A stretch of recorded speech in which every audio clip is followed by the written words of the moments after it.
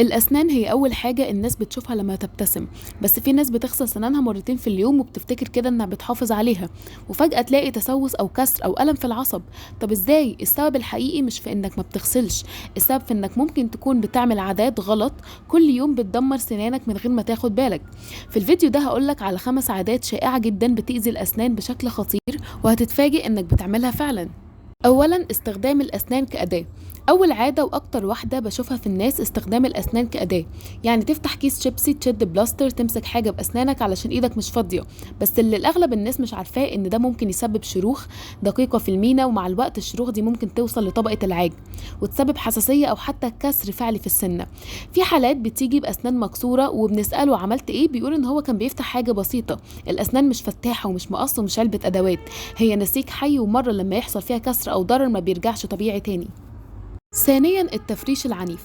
في ناس بتتعامل مع سنانها كأنها حوض مواعين، كل ما يضغط اكتر على الفرشة يفتكر انه بينظف اكتر، لكن الحقيقة العنف في التفريش بيأذي سنانك اكتر ما بيفيدها. الضغط القوي على السنان بيعمل حاجتين: ممكن يعمل تآكل في طبقة المينا ودي الطبقة اللي بتحمي السنان، ممكن يعمل انحسار في اللثة وده بيخلي جذور الاسنان مكشوفة، فتبدأ تحس بحساسية بالشاي والايس كريم وحتى المية.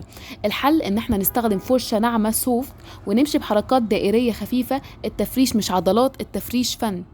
ثالثا، المشروبات السكرية والغازية. العادة الثالثة بقى ممكن نعتبرها العدو الأول للأسنان: المشروبات الغازية والعصاير المحلاة، يعني بيبسي، فانتا، عصير مانجا محلي أو شاي بسكر كتير. أي حاجة فيها سكر وحمض. السكر بيتحول في الفم الأحماض بتاكل المينا، والحمض اللي في المشروبات أصلا بيزود المشكلة، يعني أسنانك بتتعرض لهجوم مزدوج. مش هقولك تبطلهم تماما، لكن لو شربت ممكن نستخدم شاليمو عشان نقلل الملامسة مع السنان، وممكن نشرب بعديها مية ونغسل سناننا بعديها بنص ساعة مش فورا عشان الحمض بيضعف المينا مؤقتا.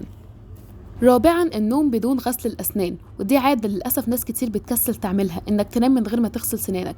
طول اليوم بتاكل وبتشرب وبيفضل بواقي أكل وسكريات على الأسنان، لو نمت بيها البكتيريا في الفم بتبدأ تتغذى عليها وتنتج أحماض بتسبب تسوس. غير كده ده بيؤدي لالتهاب لثة وتراكم جير وريحة فم مش لطيفة خالص. خدها قاعدة: لو كسلت الصبح ما تكسلش بالليل.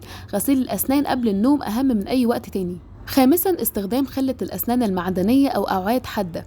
بعد الأكل بتحس إن في حاجة بين سنانك، تروح طالع بالخلة المعدنية أو دبوس أو حتى عود كبريت، بس للأسف الحاجات دي بتأذي اللثة بشكل كبير وبتعمل فراغات بين الأسنان، وممكن كمان تجرح اللثة وتسبب نزيف.